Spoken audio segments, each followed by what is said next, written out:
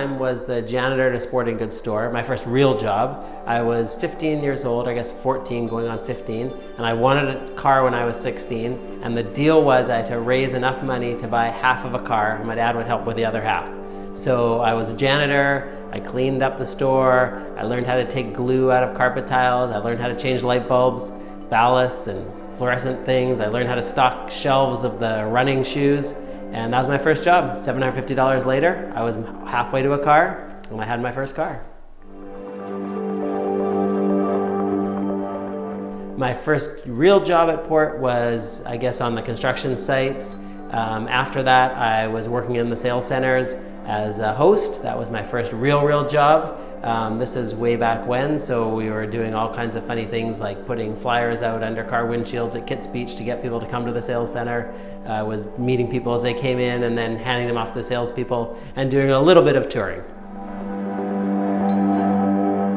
My degree was in urban land economics at UBC. That's where I went to school. So I was feeling pretty good that this was the industry that I wanted to get in. I'd had some experience working through high school and through university on the sales centers and sort of on the periphery of the company. So I had a pretty good idea of what we did here and was excited to come and join, and kind of knew this was where I wanted to be. And once I got started, the rest, as they say, is history. 1968 was a big year for the Porte family, obviously.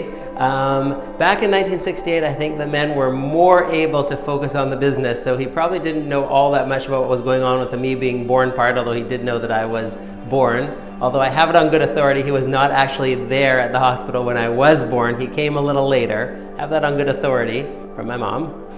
But yes, 1968 was a big year, me being born, the company getting started.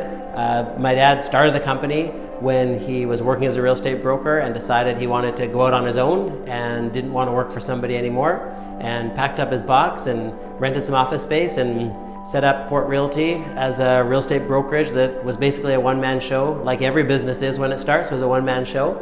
And then it grew and expanded over time to include all the things we do today, property management and real estate development, and of course real estate investing as well.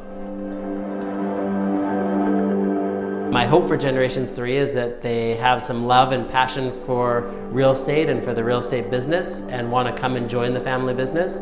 And what's really cool in any multi-generational business is it's not necessarily a straight line. So they may want to do something slightly different than we're doing here in the real estate business, and that's fantastic. The excitement and joy is just to have family come into the business and live the values of the company and live the family values and have a way to have the company continue to grow and flourish and live on well past me into Generation 3, and hopefully they have dreams for Generation 4. But my hope is Generation 3 is excited to get in the real estate business and excited to take a role in a growing and expanding business.